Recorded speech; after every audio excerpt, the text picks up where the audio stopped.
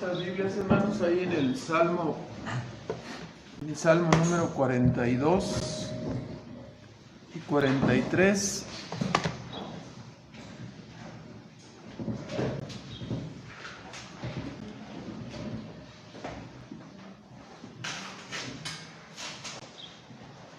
Salmo número 42 y Salmo número 43.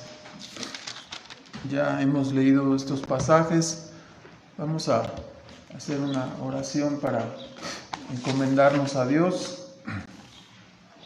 Nuestro Padre Celestial, agradecemos en esta mañana que nos has concedido nuevamente reunirnos en este lugar para tributarte honor y gloria, a ti que eres nuestro Dios, nuestro Salvador.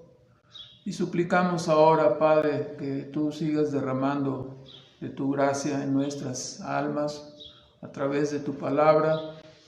Danos ojos para ver, oídos para oír, y ayúdanos, Padre, a atesorar esta verdad y aplicarla cada día en nuestras vidas. Concédenos que podamos vivir vidas útiles para tu gloria y para tu honra, vidas útiles para la causa de tu reino.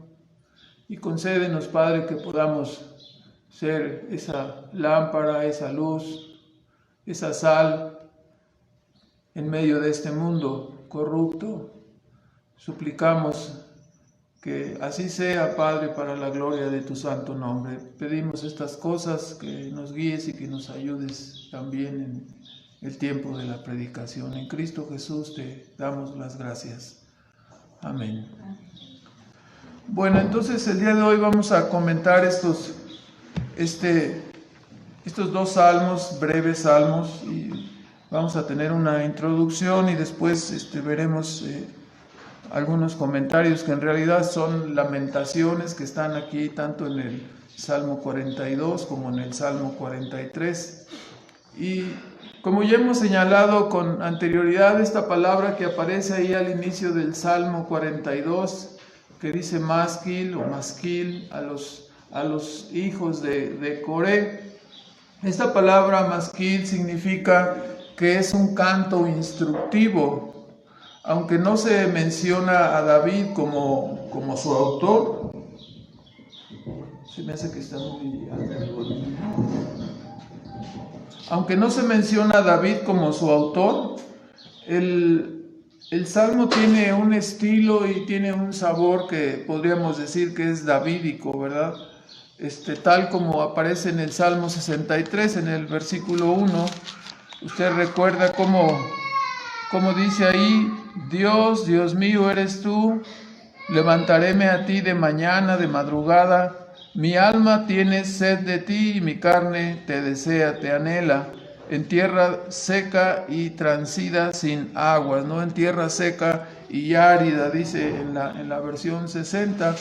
Entonces, esta frase de tener sed de Dios, de tener hambre de Dios, que son necesidades de primer orden, así el Espíritu Santo conduce al salmista a señalar esta característica como su gran necesidad espiritual, como un siervo, ¿no? Cuando está sediento, como un siervo que está buscando el agua, ¿no? Está muriendo de sed y busca por todas partes en donde saciar esta profunda sed.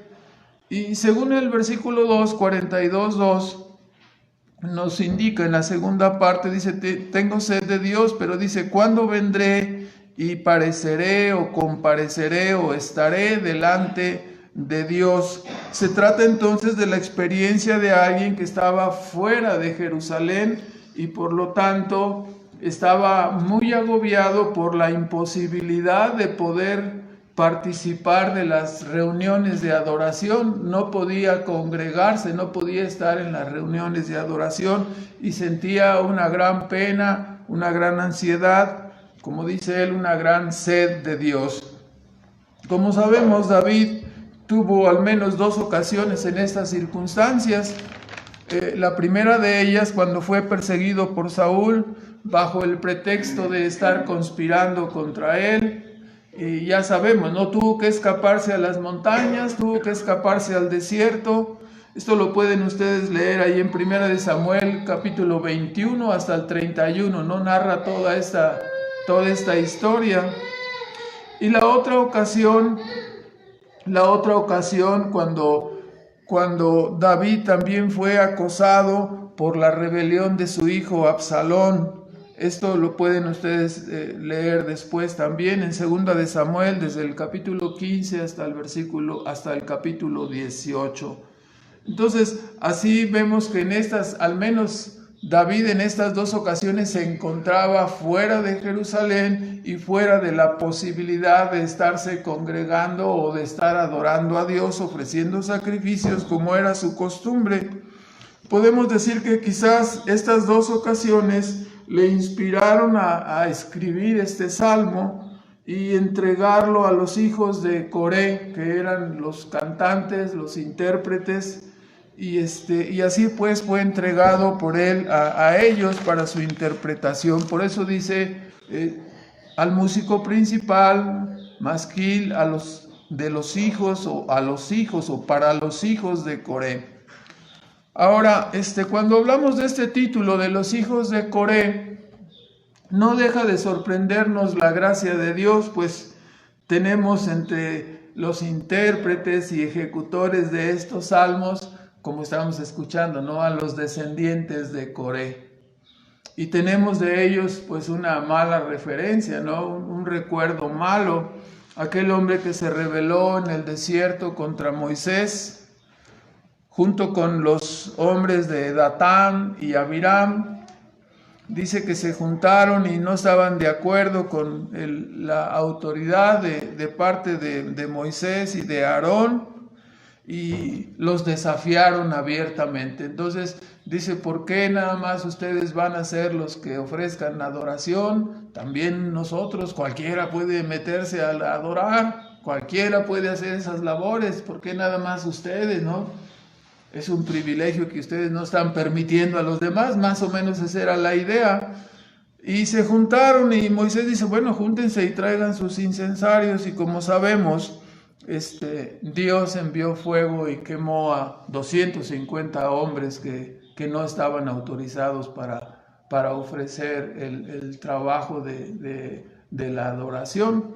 Entonces, junto con esos 250 quemados, al día siguiente nos dice la Escritura que hubo otros murmuradores, y esos murmuradores seguían diciendo lo mismo, ¿no? Cuando murieron estos 250 dijeron, no, dice Moisés y Aarón nada más están matando a la gente de Dios, ¿no? Entonces se enojaron por la disciplina, ¿no? Usted sabe que siempre la disciplina es una doctrina que causa incomodidad en las personas, que hace que se manifiesten los detalles que existen dentro de las personas. Entonces, estos se molestaron y además de esos 250, cuando Moisés y Aarón se fueron al tabernáculo y procuraron hacer intercesión para que la ira de Dios no se encendiera, Moisés le dice de repente a Aarón, ve, dice, y ofrece el sacrificio, dice, porque la mortandad ha comenzado. Y se fue corriendo Aarón a ofrecer el sacrificio. Total, para no hacerla muy larga, el asunto es que 14,700 personas más murieron en esa rebelión. Usted lo puede ver ahí en Números 16:35. Vamos a leer solo algunas cosas en el versículo 35, 16:35, nos encontramos con la muerte de los 250. Salió fuego de Jehová y consumió a los 250 hombres que ofrecían el sahumerio. Después en el versículo 31, el día siguiente, toda la congregación de los hijos de Israel murmuraron, ¿no?, contra Moisés y Aarón, diciendo, vosotros habéis muerto al pueblo de Jehová, como estábamos diciendo. Y del 48 al 49 dice que Moisés Aarón más bien se puso entre los muertos y los vivos, dice, ofreciendo su sacrificio, y cesó la mortandad y murieron en aquella ocasión, dice, 14,700 sin los muertos por el asunto de Coré. Después nos dice en Números 26 también que estos hijos de Coré, sabemos, dice que se pusieron ahí, se abrió la tierra y se los tragó, junto con los de Datán y Abiram. Y después se volvió a hacer el censo, ordenó Moisés un nuevo censo para contar al pueblo. Y vemos en Números 26, del 9 al 11, y se nos vuelve a señalar aquí. Dice, los que estaban los hijos de Eliab, Nemuel, Datán y Abiram. Estos, Datán y Abiram, fueron los del consejo de la congregación que hicieron el motín contra Moisés y Aarón con la compañía de Coré cuando se amotinaron contra Jehová, que la tierra abrió su boca y tragó a ellos y a Coré, cuando aquella compañía murió, cuando consumió el fuego 250 varones, a los cuales fueron por señal. Vea el versículo 11, dice, mas los hijos de Coré no murieron. Entonces, cuando estamos hablando, ¿no?, que el masquil compuesto por David es dado a los hijos de Coré, se trata de aquellos que fueron preservados en el juicio de Dios en contra de este hombre y su casa. Para el tiempo del rey Josafat, vemos aquí primero en Primera de Crónicas 12, en el tiempo de David, estos hombres, o la familia de estos hombres, dice en el capítulo 12, en el versículo 6, que se unieron a David. En Segunda de Crónicas, con razón no me coincidía el texto. Segunda de Crónicas, no, ya estoy enredado aquí. Primera de Crónicas, es que traigo aquí tantos textos apuntados que ya no les entiendo. Primera de Crónicas 12, versículo 6, nos dice allí, en este pasaje, de los hombres, hay una lista ahí de los hombres que vinieron con David en Siclag, y en el versículo 6 se menciona precisamente a Elcana, Isías, Azareel, Joezer, Jasobam, y estos eran de los de Coré. Y también se nos dice de ellos que estos hombres de Coré, dice en el versículo 8, aparte también los de Gad se huyeron a David, estando estos hombres en la fortaleza, en el desierto. Y lo que quiero que vean ustedes es que dice que eran muy valientes hombres, eran los valientes de David, hombres de guerra, ¿sí?, para pelear, dispuestos a hacerlo con escudo y pavés.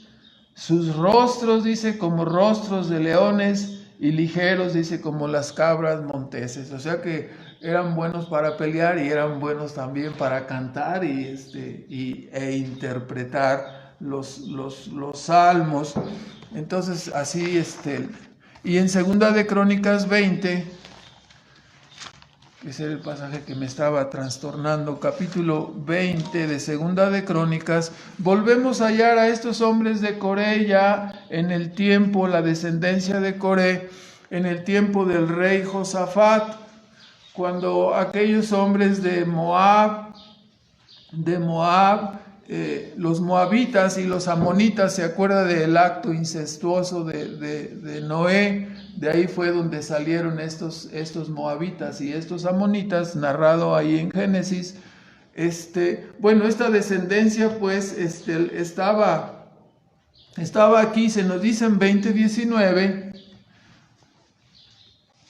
se levantaron los levitas de los hijos de Coat y de los hijos de Coré para alabar a Dios. Ve ahora ya la ocupación de ellos también, dice, alabar a Jehová, el Dios de Israel, a grande y alta voz.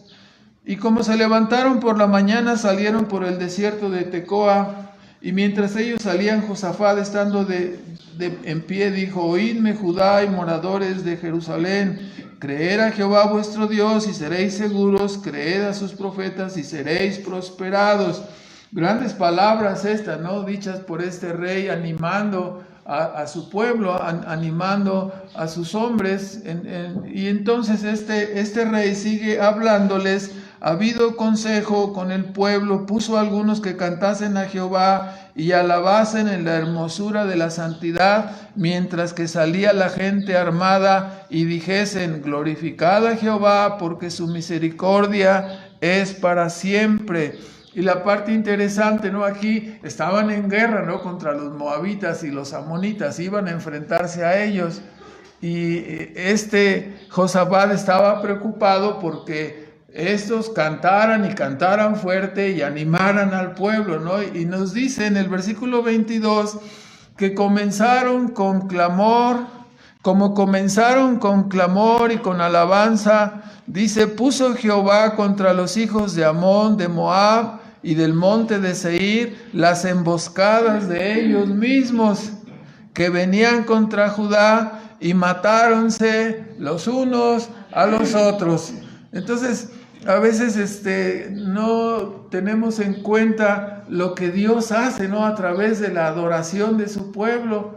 Y aquí tenemos una lección, ¿no? Cuando nosotros tenemos enemigos, tenemos al diablo como enemigo, tenemos pecados remanentes en nuestras propias vidas, tenemos enemigos de dentro, enemigos de fuera, ¿no? Entonces, no debemos descuidar esta parte de adorar, de alabar a Dios, de orar, de consagrarnos a Él, porque cuando nosotros hacemos estas cosas, pasa lo mismo con los enemigos presentes, ¿no? No puedes luchar con este pecado. ¿Estás descuidando la adoración, la alabanza, la oración? Si descuidas esta parte, tus enemigos, no serás tú el prosperado, sino tus enemigos, tus pecados, y lo que te ataca es exactamente lo que será prosperado. Pero si tú eres un buen adorador, dedicado, no olvidado de lo que es nuestro gozo como creyentes, ¿no? La oración, la alabanza, la adoración de Dios cada día, entonces los enemigos caerán, ¿no? Podría decirse que el éxito como creyentes depende de esa dedicación y de esa adoración que nosotros hacemos cada día a nuestro Dios, ¿no? Dice en 2 de Crónicas 20:29, el mismo pasaje es muy interesante también, porque dice que cuando esto sucedió, entonces el pavor de Dios cayó, ¿no?, sobre todos los reinos de aquella tierra, cuando oyeron que Jehová había peleado contra los enemigos de Israel, ¿no? Hay personas que ya miran a los creyentes así como diciendo: cuidado con estos, no nos podemos meter con estas personas. ¿Por qué? Porque Dios nos guarda, porque Dios nos protege. Tenemos un Dios vivo, no es algo de lo que debemos notar. Bueno, todo esto salió en relación con que el Salmo 42 fue entregado a los hijos de Coré, a aquellos descendientes, los que no murieron, los que no fueron consumidos en el juicio, y se volvieron instrumentos de Dios. El Salmo, pues, es de gran ayuda, de gran apoyo para todos aquellos que por alguna circunstancia, por alguna dificultad, por algún problema o quizás por algún pecado, llegasen a estar en depresión o en abatimiento. El estribillo, tanto en el Salmo 42 como en el Salmo 43 es: ¿por qué te abates, oh alma mía? ¿Por qué te turbas dentro de mí? ¿Acaso no está Dios contigo? ¿No puedes esperar en Dios? ¿No puedes tener confianza y esperanza en Dios? ¿Por qué te agitas? ¿Por qué tienes miedo? ¿No estamos oyendo lo que Dios hace? ¿No estás confiando en Dios? Entonces, si por alguna circunstancia, dificultad, problema o pecado llegamos a estar en abatimiento o depresión, que a veces sucede, ¿verdad?, entonces el Salmo es de gran ayuda y es una recomendación o un salmo que nos alienta en la búsqueda de la restauración y la victoria, especialmente, ¿no?, cuando tenemos dudas y temores, ¿no? Venimos a estos salmos y son de gran ayuda. Entonces comenzamos en la primera parte del versículo 1 al 5. En realidad, como decía yo, en el Salmo 42 es una lamentación, en realidad es una expresión de lamento, de dolor. Y el salmista comienza desde el versículo 1 al 5, primero da su lamentación, su expresión de su dolor y después termina haciendo una invocación para confiar y para esperar en Dios, ¿no? Para la esperanza en Dios. Y comienza en su primera lamentación comparándose a sí mismo en su condición así de abatimiento con un siervo que está sediento, con un siervo que busca sin éxito el agua para saciar su sed. Y cuando no la encuentra, entonces el siervo comienza a hacer ruido, ¿no? A hacer ruidos extraños, a bramar, a pujar, a patear. Ya ve que ahora tenemos videos de muchas cosas, ¿no? Uno puede observar a los animales, a los ciervos, como perdidos, ¿no? Volteando a todas partes, porque llegan al lugar donde comúnmente está el agua y está, como dice en el Salmo 63, ¿no? Seco y árido, partida la tierra, ¿no? Sin agua. Y a eso se compara, dice en su lamentación el salmista, como si el animal reacciona de esta manera con sus bramidos, pateando el suelo, como si así pudiera hacer brotar el agua, ¿verdad? Pero pues no se puede, ¿no? No puede saciar así su necesidad. Resulta conmovedor observar a los animales sedientos sin saber qué hacer, desesperados ante la falta de agua. De lo mismo observamos, ¿no? La necesidad tanto del agua como de la comida en los animales y en los seres humanos. Es algo horrible, ¿no? Entonces, el salmista nos dice, bueno, pues así es como yo me siento por no estar en la adoración. Eso es exactamente lo que siente mi alma, está conmocionada, como si no hubiera comido, como si no hubiera bebido. Me siento seco, es lo que está diciendo, ¿no? Seco por dentro. Así se sentía el salmista por no poder estar en la adoración. Se trata de una sed espiritual. Y la pregunta es, ¿cuándo va a terminar esta sequía, no? ¿Cuándo va a terminar esta ausencia? Estoy fuera de Jerusalén, no puedo acudir a la adoración, estoy seco, necesito la adoración, necesito estar allí, necesito la lectura de la palabra, necesito cantar a Dios.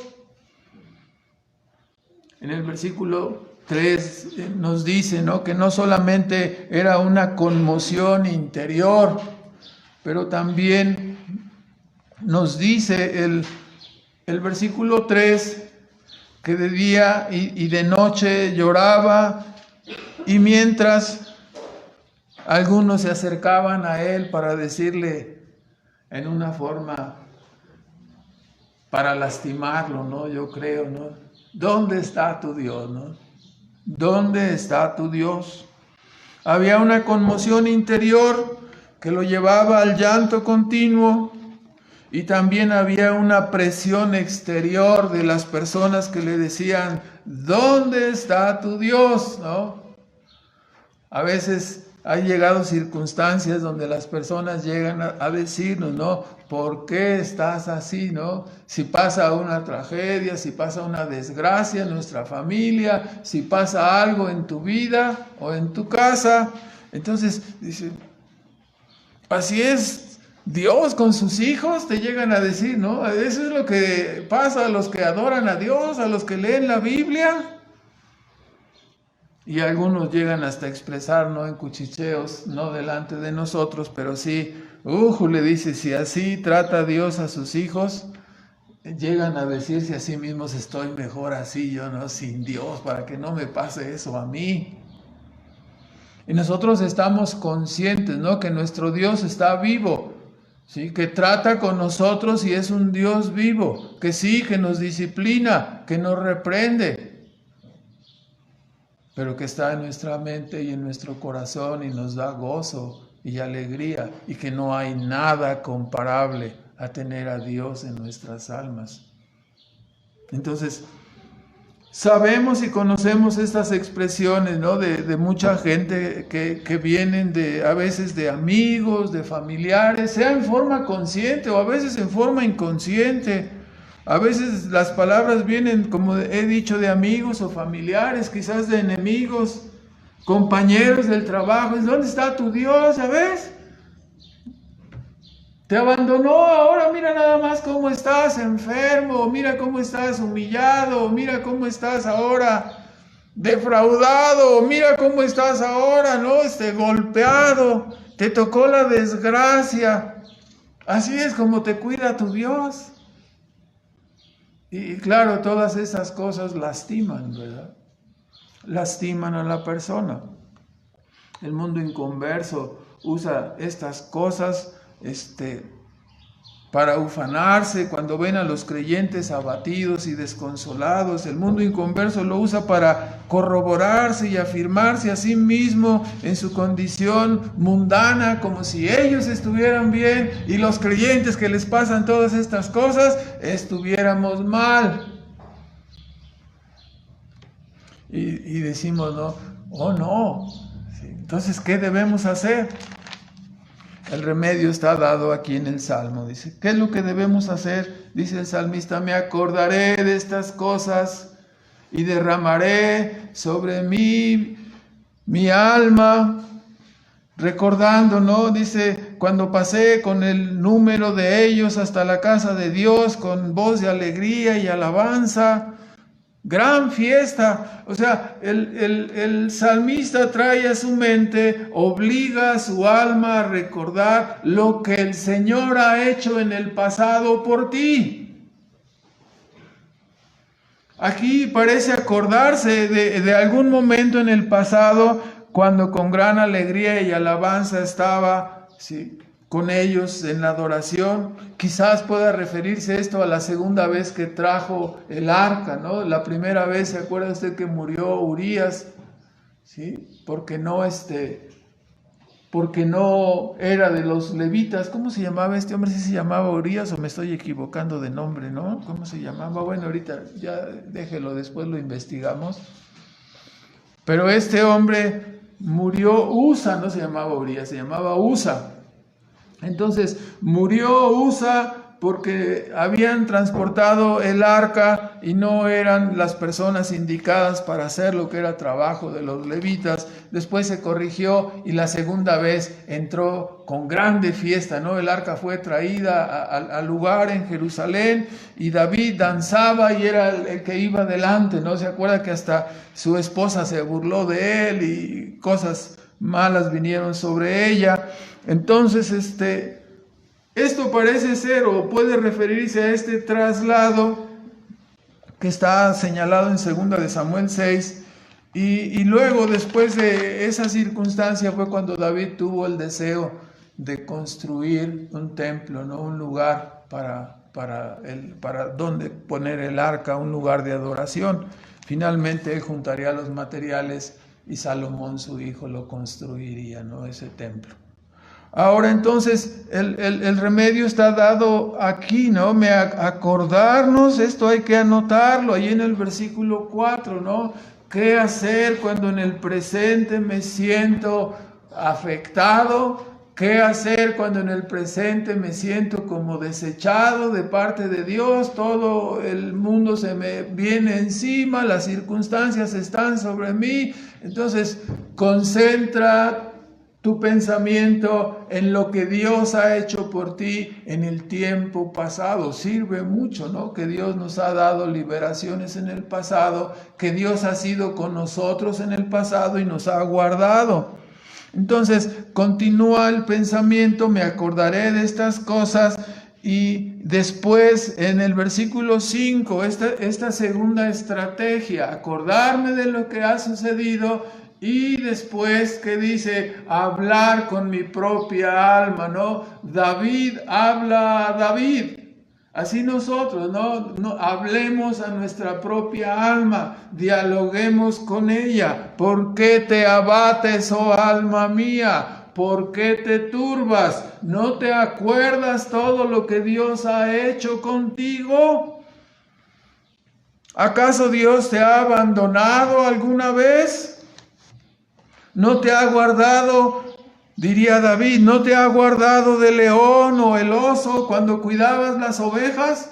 No fue eso lo que dijo, dice, no, dice, este gigante no hará nada a tu siervo, dice, cuando los osos o los leones atacan a las ovejas, yo los agarro, dice, y Dios me protege.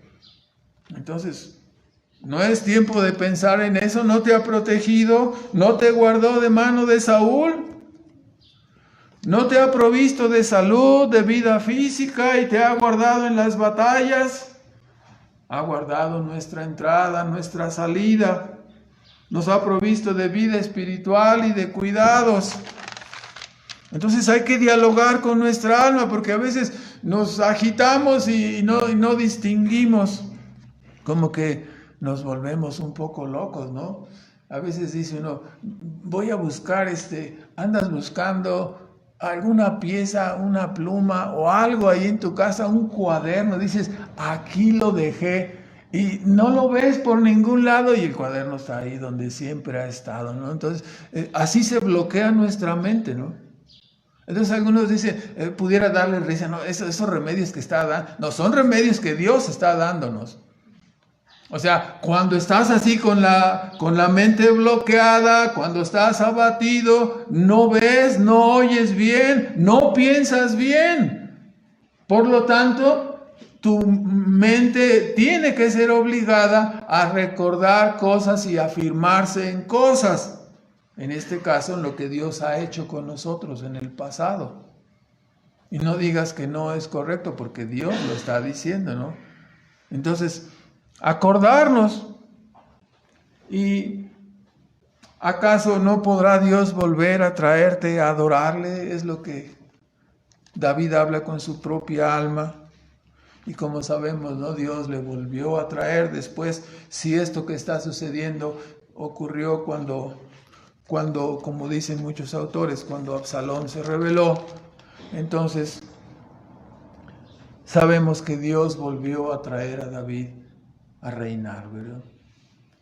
Estos dos pasos entonces son importantes para no ser consumidos cuando el abatimiento o la depresión están sobre nosotros.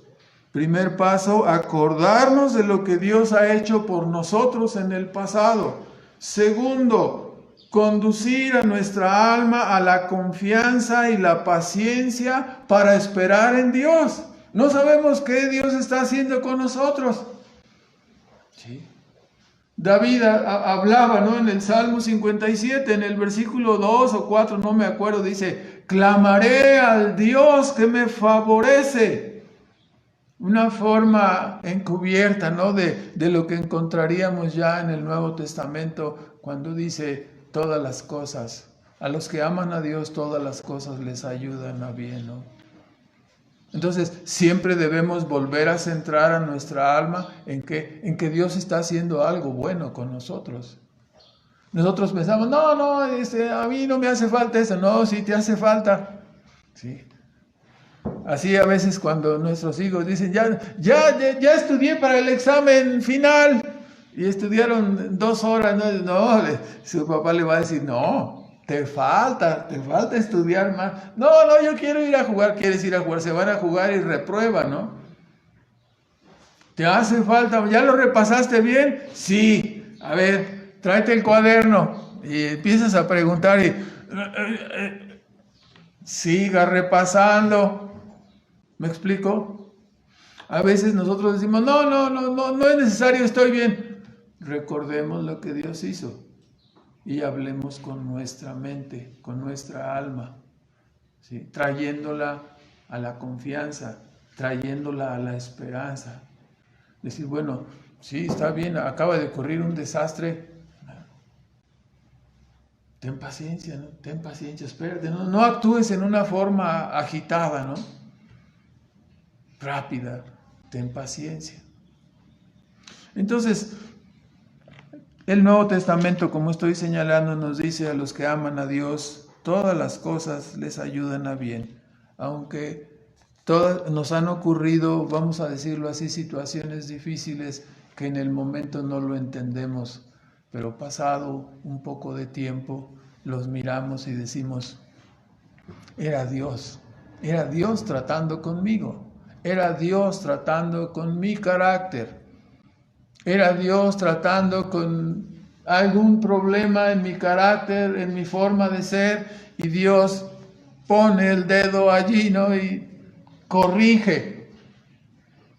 Entonces, debemos confiar. Ahora, en segundo lugar, vea la parte del versículo 6 al 11, o sea, es la segunda lamentación. El abatimiento, de acuerdo a lo que está aquí en el versículo 6, vuelve a repetir en su oración, Dios mío, mi alma está en mí abatida. ¿Y cuál es el remedio, David? Dice, acordaréme otra vez, ¿no? Otra vez. Entonces, más cuando los médicos te recetan, ¿cómo se llama? Antibióticos, no te dicen, tómelo una vez y ya, ¿verdad? Nos recetan el antibiótico y nos lo recetan continuamente, ¿verdad? La medicina tiene que aplicarse. Cuando te vuelves a enfermar dentro de 5 años, ¿qué hacen? Te vuelven a recetar la misma medicina. Aquí estamos viendo, ¿no? Cuando hay una depresión, cuando hay algo que abate tu alma, que te lleva a una contrición profunda, a una situación de depresión o de abatimiento, el remedio vuelve a presentarse.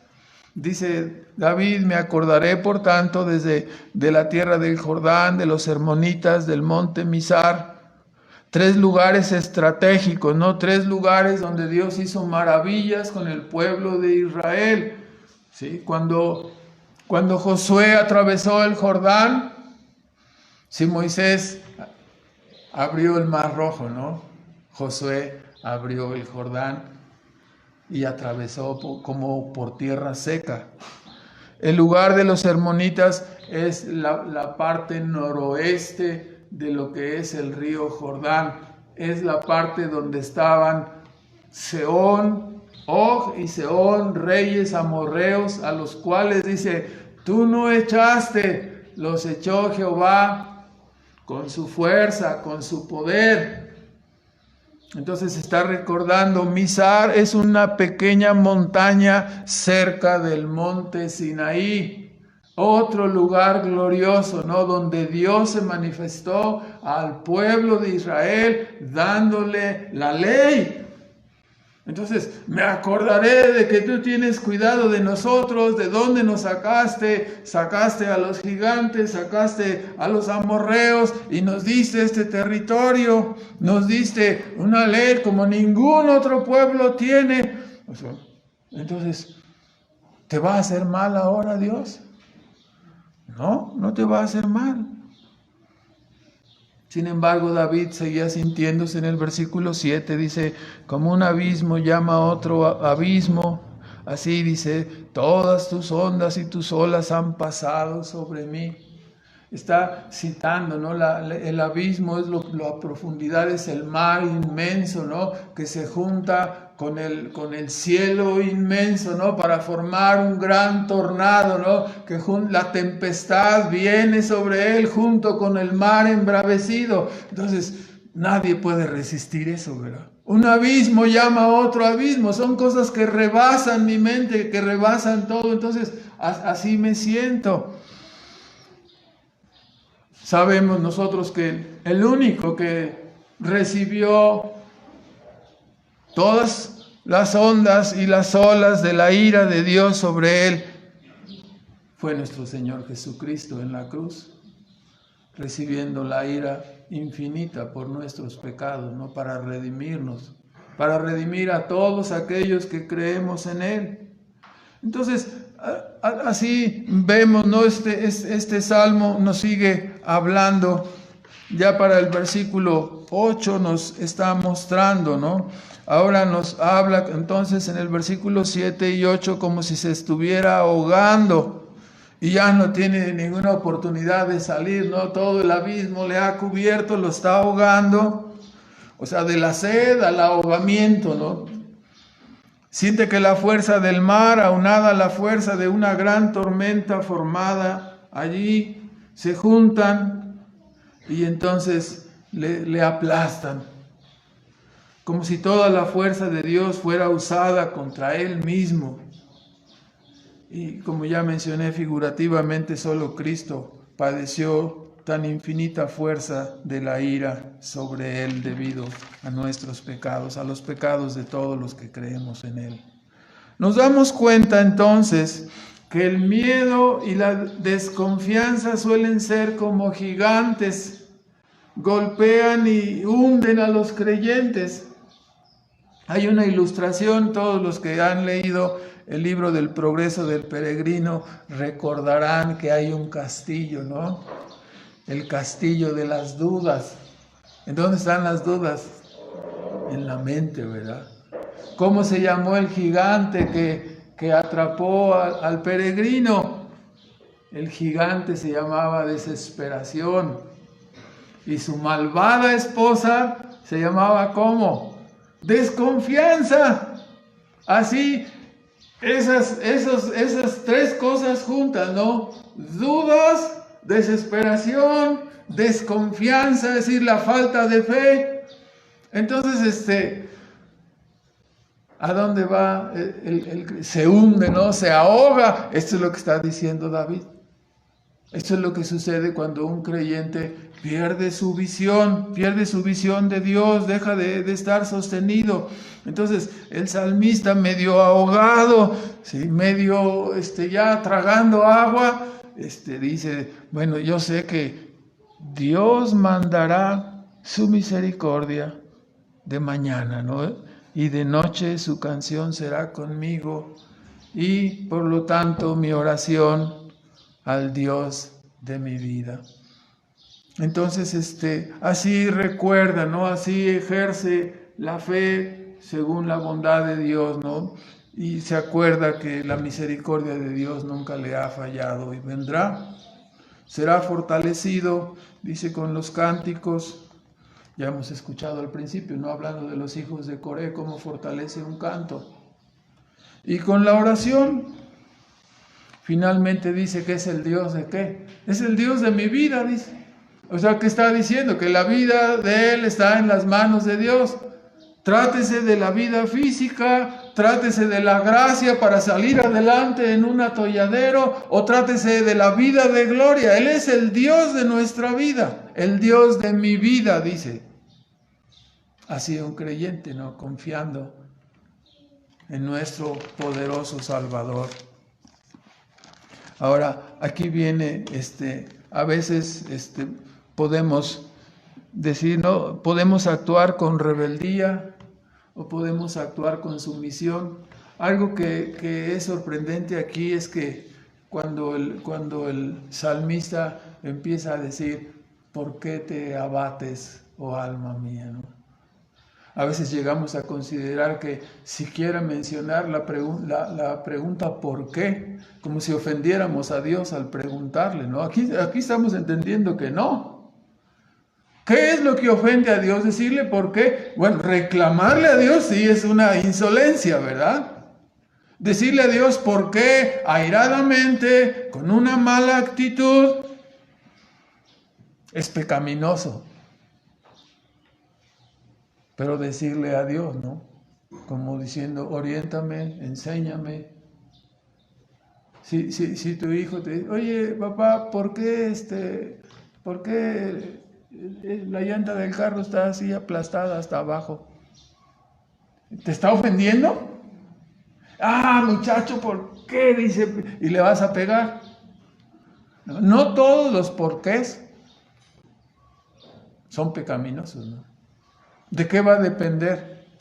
De la actitud de la persona, si está reclamando, si está censurando a Dios, si estás diciéndole a Dios, quítate, no, eso entonces ya es pecaminoso, ¿no?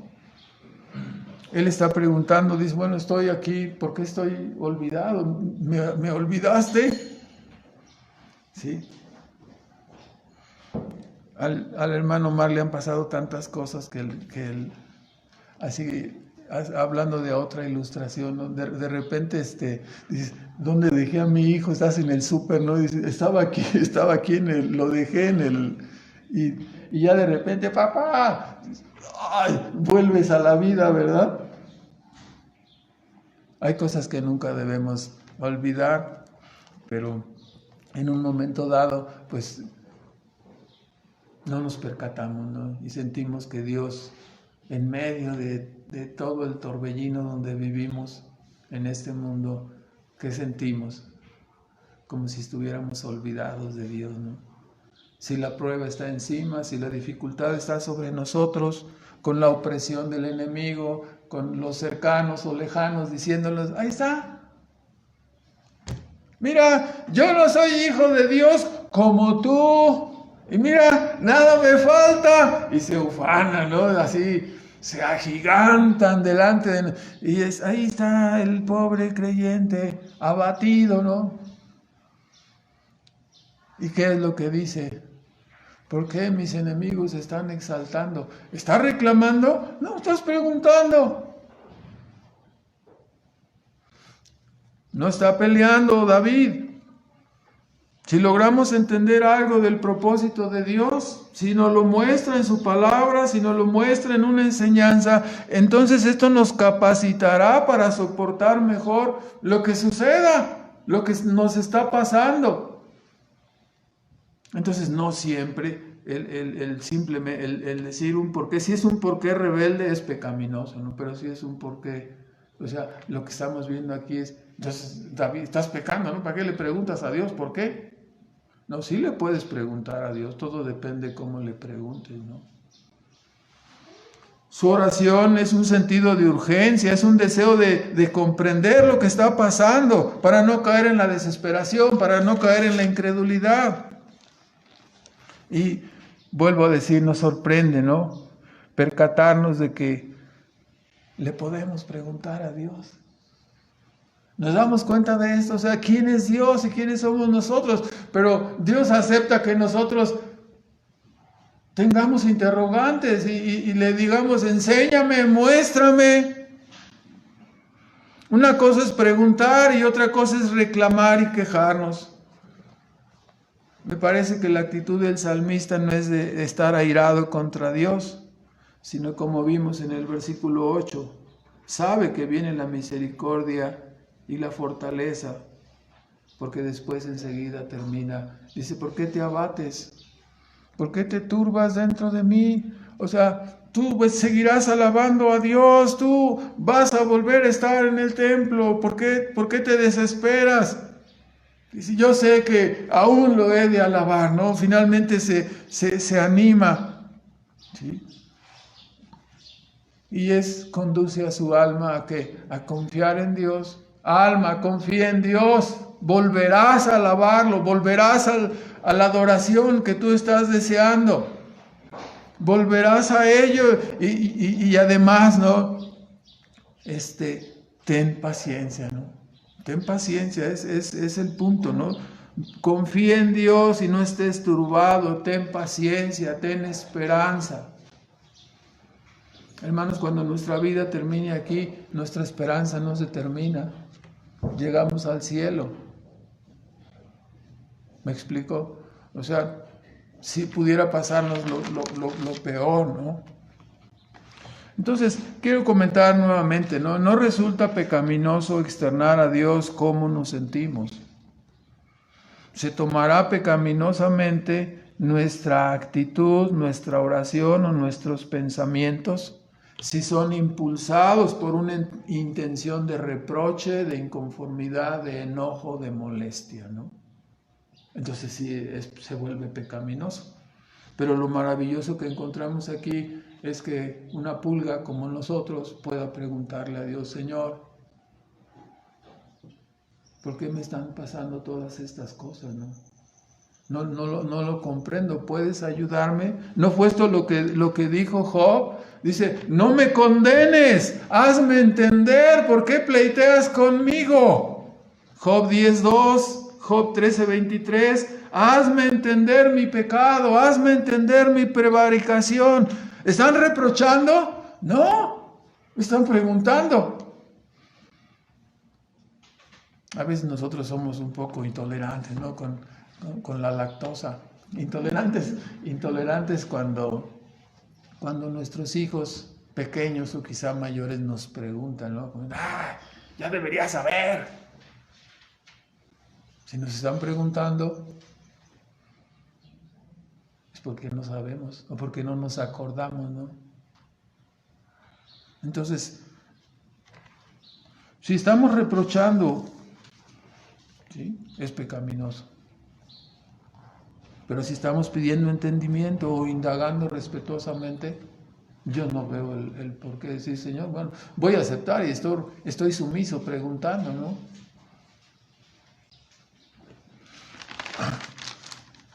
Creo que con temor y temblor, con confianza, podemos acercarnos y exponer nuestras dudas a Dios, ¿no? Y con todo temor y temblor uso estos textos con cuidado. Y debo advertir nuevamente, ¿no? Nunca será bueno discutir, reprochar y mucho menos reclamar a Dios, ¿no? La arrogancia y el mal humor no deben ser usados ante Dios, ¿no? Ante nadie, creo yo. Pero creo que aquí únicamente el salmista dice, bueno, está en un diálogo, ¿no? ¿Me has olvidado? Así como el hermano Omar olvidó esto. A veces vas a la tienda y tu esposa al supermercado y tu esposa dice, no se te vaya a olvidar el orégano. Sí, no se me olvida. Entonces, y ya estás viendo ahí, una oferta de una playera de esas para que te quedan del número 80 para dormir a gusto. Entonces, y ya te vas y la pagas y ya llegas. Y el orégano y te regresas por él. Solamente, se nos olvidan cosas, ¿no? Ahora, en el Salmo 43, continúa la lamentación. Sobre todo, ya ve que aquí sobre todo hay controversias, que sí, porque el Salmo 43 parece ser una continuación o un complemento, ¿no? Es así como cuando usted hace el mole y le queda tan bueno que dice, lo voy a volver a hacer, ¿no? Y amenaza con volverlo a hacer. Entonces, aquí al salmista le gustó quizás tanto la composición que dijo, bueno, voy a componer algo, voy a extenderlo, ¿no? Voy a componer otro salmo. Y dice, júzgame Dios, aboga mi causa, líbrame de los impíos, de los engañadores, defraudadores, de la iniquidad, porque tú eres el Dios de mi fortaleza. Y vuelve otra vez, ¿no? El asunto, ¿por qué me has desechado? Así se siente, las olas te aplastan, la sed te consume. Y dice esta frase, ¿no? Ando como enlutado, ¿no? Como si se me hubiera muerto alguien ahí en la casa. Triste. Y a veces andamos con una cara así de que no podemos con la tristeza, ¿verdad? Y dice, envía tu luz y tu verdad, porque estas me guiarán, la verdad de Dios, ¿no? Su presencia, la luz, dijo el apóstol Juan ahí en su primera carta, ¿no? En el capítulo 1, que Dios es luz y no hay ningunas tinieblas en él. Envía tu luz envía tu presencia, ¿no? Que tu presencia esté con nosotros y tu verdad esté con nosotros. ¿No es eso lo que ha ocurrido todos estos años al estar en medio de la exposición de la verdad, de la palabra de Dios? ¿Sí? Poniéndonos a nosotros mismos para que la palabra moldee nuestras vidas, exponiéndonos a nosotros mismos ¿a qué? A la presencia de Dios, a la luz de Dios, la misma presencia de Dios. Y esto, claro, afecta nuestras vidas, consuela nuestras vidas, llena nuestras almas. Esto es lo que está diciendo el salmista, ¿no? No nos importan todos los enemigos, los impíos, los defraudadores, nada. Simplemente esperaremos en Él. No nos abatiremos. Su verdad y su presencia nos conducirán, dice, a una verdadera santificación, versículo 3. a entrar al altar de Dios, a tener gozo en nuestra alma y alabarle, dice, con nuestro corazón, con arpa alababa a Él, ¿no? Por lo tanto, entonces la pregunta es, ¿por qué te turbas? La presencia de Dios está contigo, está con nosotros. Su verdad absoluta, ¿no?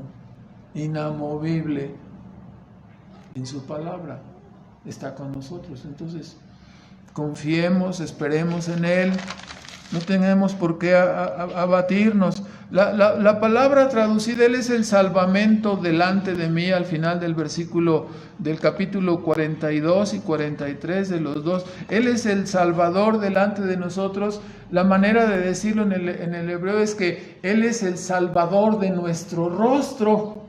Porque cuando estamos abatidos, deprimidos, hundidos, entonces traemos una cara que no podemos, ¿no? Quizás hasta andamos caminando ya así como, decimos, como de capa caída, ¿no? Siempre se acerca, ¿qué te pasa?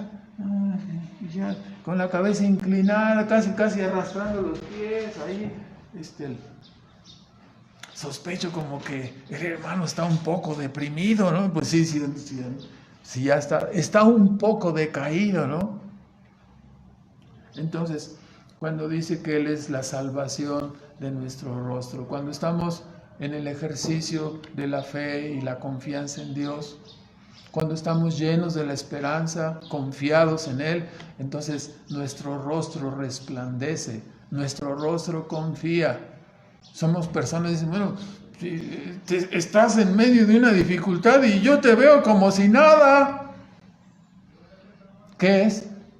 Es Dios dándonos la calma, dándonos la paciencia, dándonos el contentamiento, aún en medio de las circunstancias adversas.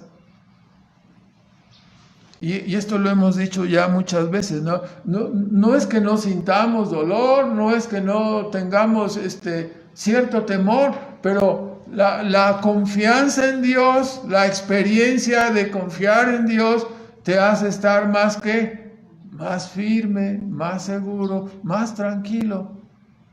Siempre decimos esto, ¿no? ¿Qué es lo peor que nos puede pasar? Salir de este mundo. Y entonces, salir de este mundo es la puerta de entrada al cielo. ¿Eso es lo peor? Oye, cuando verdaderamente lo entendemos, estamos pensando, así como diciendo, yo ya quiero que me toque. Porque significa estar en la presencia de Dios, ¿no? Para siempre. Dejando ya la lucha, aquí termina. Y es estar en la presencia de Dios.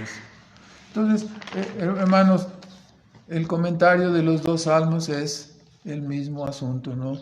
Razonemos lo que Dios ha hecho en nuestras vidas, razonemos lo que Dios ha hecho en el pasado, razonemos lo que Dios ha hecho con su pueblo Israel, razonemos lo que Dios ha hecho con su iglesia, razonemos lo que Dios ha hecho personalmente con nosotros.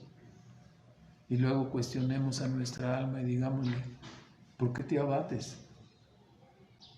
¿Por qué estás atemorizado? ¿No confías?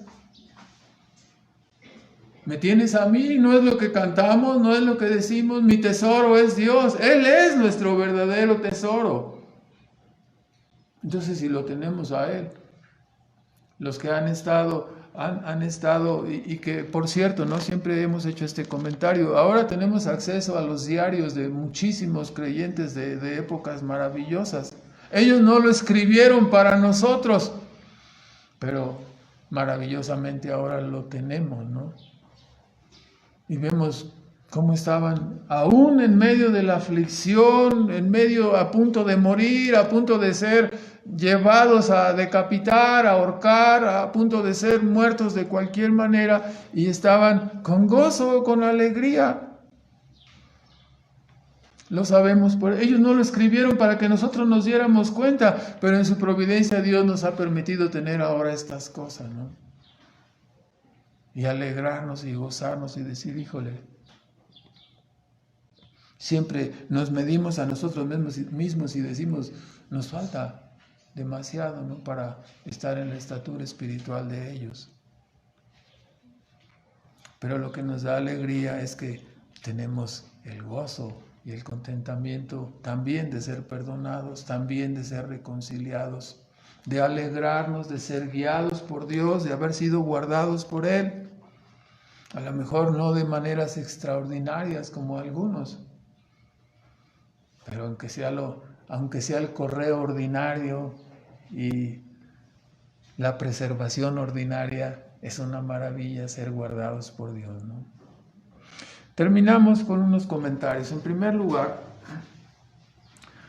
podemos notar en estos salmos que, hermanos, no es la mera religiosidad o el mero cumplimiento externo lo que llena y satisface el alma de los adoradores. ¿Qué es entonces? No es la religiosidad, no es el mero cumplimiento. Se trata de Dios mismo, se trata de que cuando venimos a adorar, cuando le buscamos en casa, se trata de tener una comunión verdadera con Dios. A eso venimos. O sea, a veces nos estamos preocupando mucho más por nuestro arreglo externo, por nuestra... O sea, ¿a qué venimos? A buscar a Dios. ¿Lo estás encontrando? Ese es el punto crucial, ¿no? ¿Lo estás encontrando?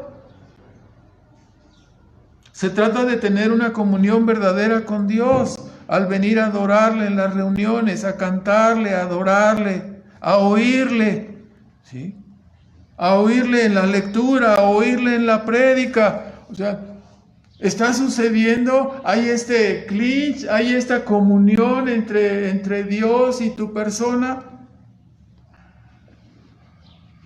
Se trata de experimentar su perdón, su guianza, su consejo, su bondad, su presencia. Cada vez que nos reunimos y cada vez que abrimos este libro, llegamos a la misma conclusión, ¿no? Dios está vivo y Dios nos habla a cada uno de nosotros, ¿no? Ese es el punto.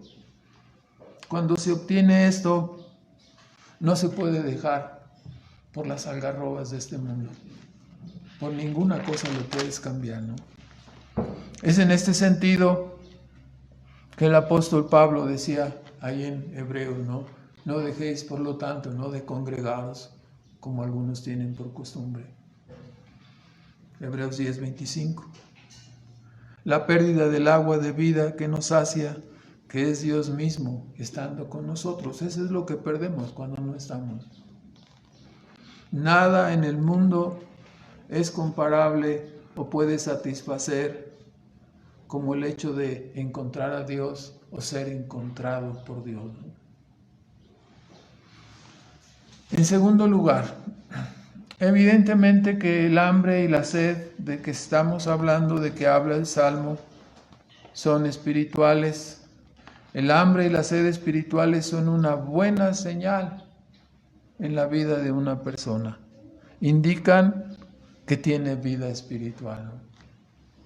Si no tienes hambre y sed de Dios, es como si alguien llegara y te tocara el pulso, te quisiera sentir si todavía respiras, si todavía palpita tu corazón, y no tienes nada, entonces no tienes signos vitales. ¿Cuál es la declaración que sigue? Está muerto. Serías un cadáver viviente. Si te da lo mismo estar o no en esta comunión con Dios, entonces quiere decir que estás como medio muerto, ¿no? O muerto y medio, no sé cómo quieras sumarle más. Significa que estás en grave peligro si sales de este mundo en tal situación, ¿no? Sin signos vitales de vida espiritual. Saldrás para encontrarte con lo que Apocalipsis llama como la segunda muerte, ¿no? La segunda muerte te alcanzará. Entonces, esa muerte será eterna. Por ello te vuelvo a preguntar, cuando estamos hablando de esta sed espiritual, ¿sabes de qué se trata? ¿La has experimentado personalmente? ¿Tienes hambre y sed de Dios? Cristo se presentó a sí mismo como el agua de vida. Cristo se presentó a sí mismo como el pan de vida. Pero si tú no tienes ni hambre ni sed.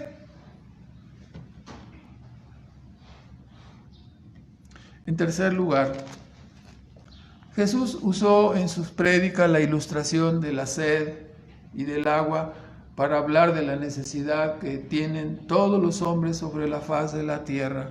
¿Cuál es esa necesidad? La necesidad de tener una relación viva con Él.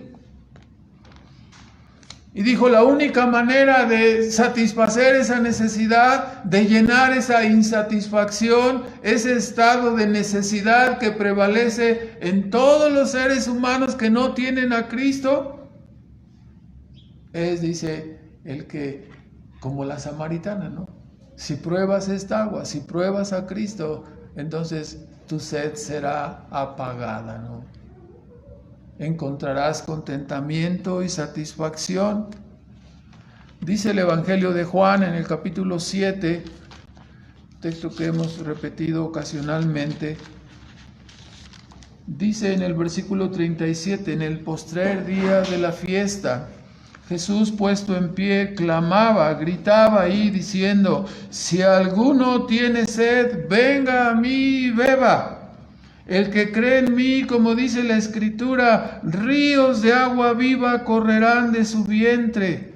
Y esto dijo, del Espíritu que habían de recibir los que creyesen en Él, pues aún no había venido el Espíritu Santo porque Jesús no estaba aún glorificado. Cuando nos preguntan, ¿qué sientes? ¿Qué tienes? ¿Por qué estás tan aferrado a la verdad, a la adoración, a la palabra, a Dios? Lo que tenemos es agua viva. Lo que tenemos es sed espiritual, tenemos hambre espiritual que solo puede ser saciada teniendo comunión con Dios. Eso es lo que ha ocurrido en la vida de una persona que ha sido salvada. Y Dios ha levantado iglesias para que su nombre siga siendo proclamado, para que Cristo siga siendo ofrecido públicamente, ¿no? Como aquel que sacia, aquel que satisface, aquel que llena el hueco del alma que cada hombre tiene, porque no está reconciliado con Dios. Es el deber de la iglesia proclamar el nombre de nuestro Salvador, de nuestro Redentor, de aquel que nos ha dado el agua de vida, de aquel que ha dado satisfacción a nuestra alma. Por eso hablamos y por eso predicamos de Cristo.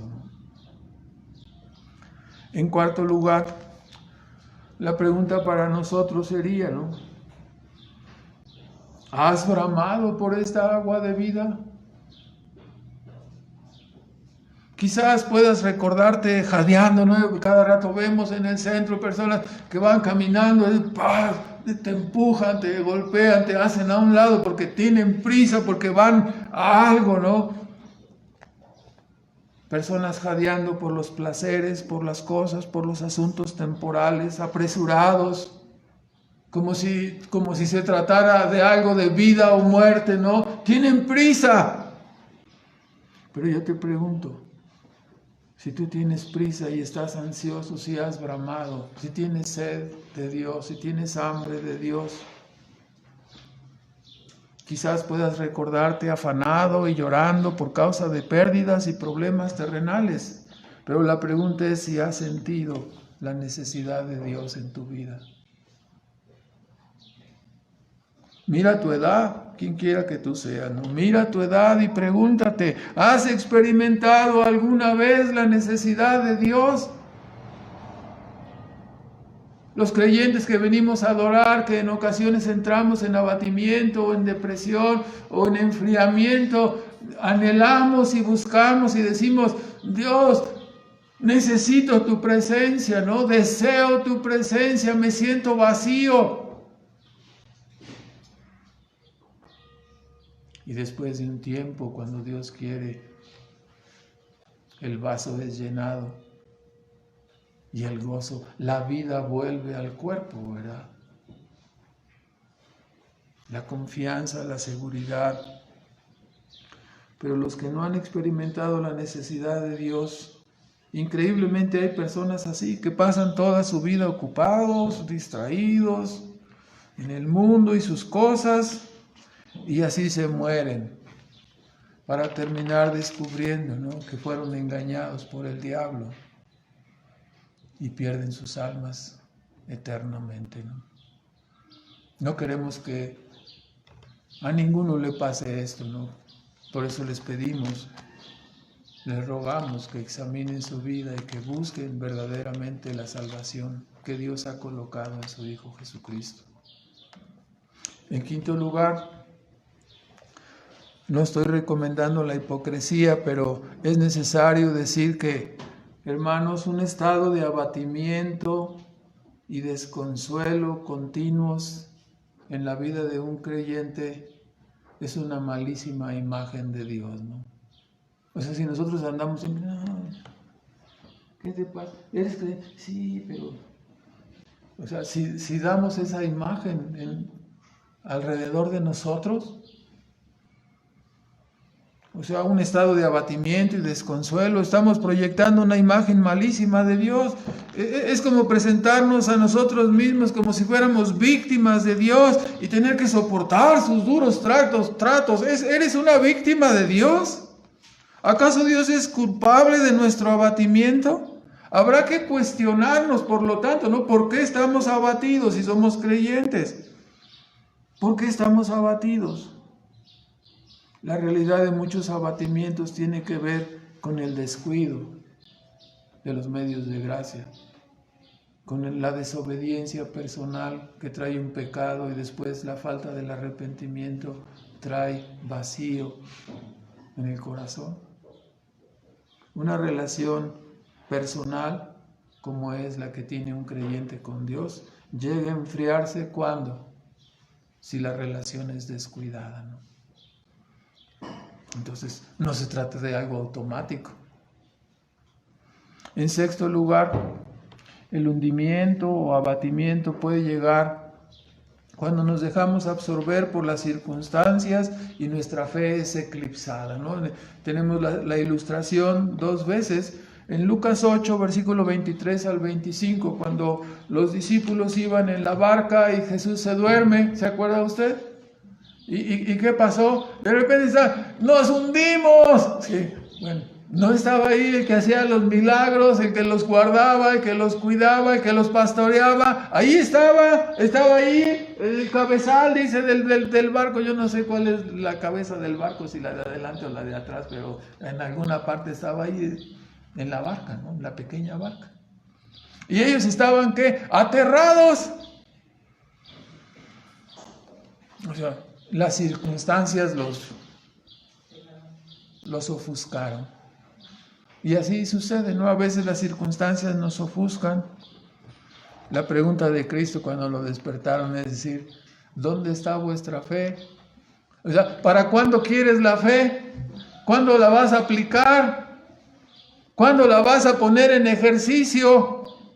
Ese es el asunto que pregunta Cristo. La otra ilustración es parecida. Mateo 14, versículo 28 al 33, donde después de la alimentación de los 5,000, Jesús se fue a la montaña y sus discípulos se fueron y regresaron. Entonces él vino en la noche caminando sobre el agua, ¿no? Entonces Pedro dijo, a ver, si eres tú, di que yo vaya caminando por el agua. Y le dijo, ven.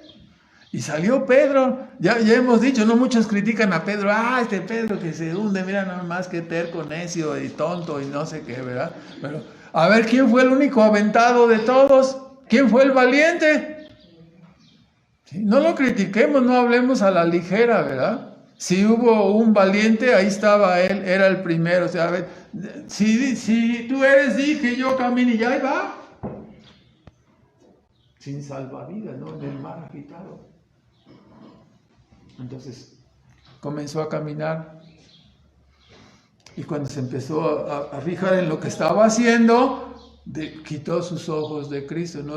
Ha sido material de multitud de sermones, ¿no? Si quitamos nuestros ojos de Cristo y los ponemos en las circunstancias, se fijó que el viento estaba muy fuerte y las olas eran muy grandes. Entonces, en ese momento se comenzó a hundir. Entonces, la lección para nosotros está ahí, ¿no? Las olas de la vida cotidiana a veces parecen ahogarnos. Y la receta para nosotros es la misma. No permitas que las olas de la vida cotidiana te ahoguen. Pon tus ojos en Cristo, centra tus ojos en Cristo. ¿Dónde está tu fe? ¿Dónde está tu esperanza? Acuérdate de lo que Dios ha hecho contigo. Ármate de confianza y paciencia para esperar en Dios. ¿Es dura la prueba? Hay que esperar en Dios. ¿Es dura la dificultad? Hay que seguir teniendo confianza. ¿Quién está en el trono? Dios está en el trono. Entonces, ejerzamos, ¿no? Acordémonos de lo que Dios ha hecho y armémonos de fe, de paciencia, de esperanza en Él. En séptimo lugar, recordemos que no debemos descuidar, como ya hemos dicho, los medios de gracia. Debemos tenerlos en especial estima.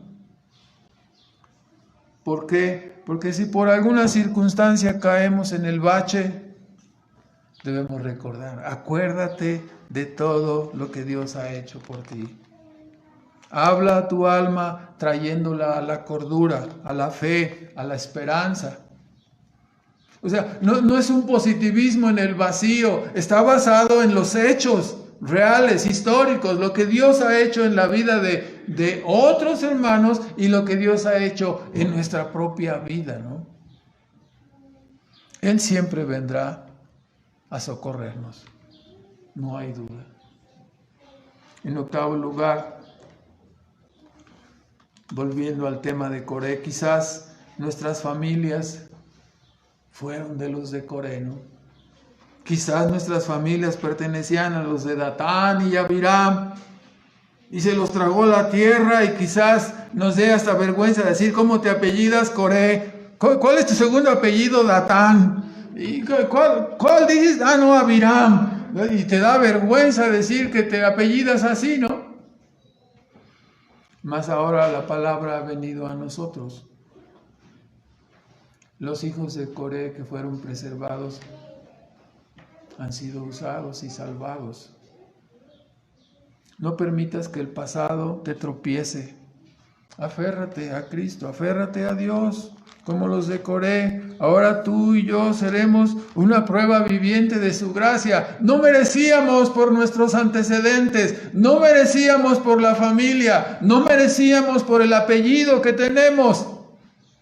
Pero Dios ha tenido misericordia de los de Coré y también puede tener misericordia de nosotros, pecadores, malvados, ¿no? Aunque nuestros antepasados hayan sido malvados o rebeldes, el Señor tiene misericordia. En noveno lugar, recuerda que la tristeza no siempre es mala, ¿no? No queramos que nuestros hijos se conviertan como en payasos que siempre andan riéndose, ¿no? Hay que dejarlos que tengan tristeza.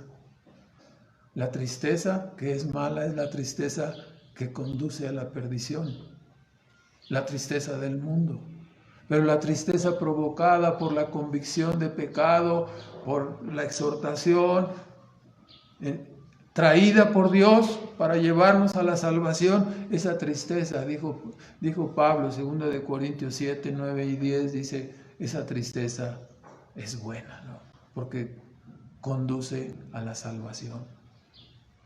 Y finalmente debemos decir que la fe y la esperanza en Cristo consuelan genuinamente. ¿Por qué? Porque son auténticas, porque son genuinas. Son algo sobrenatural en nosotros que siempre nos hará flotar en medio de las circunstancias, ¿no?